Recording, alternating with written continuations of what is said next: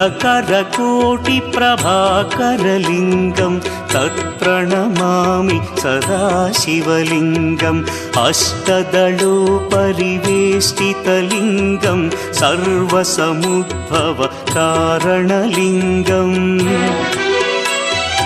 अष्टदरिद्र्यविनाशनलिङ्गं तत्प्रणमामि सदा शिवलिङ्गम्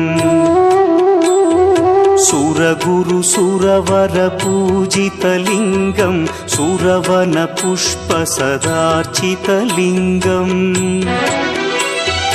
परमपदं परमात्मकलिङ्गं तत्प्रणमामि सदा शिवलिङ्गम् लिङ्गाष्टकमिदं पुण्यं यः पठेच्छिवसन्निधौ शिवलोकमवाप्नोति शिवेन सह।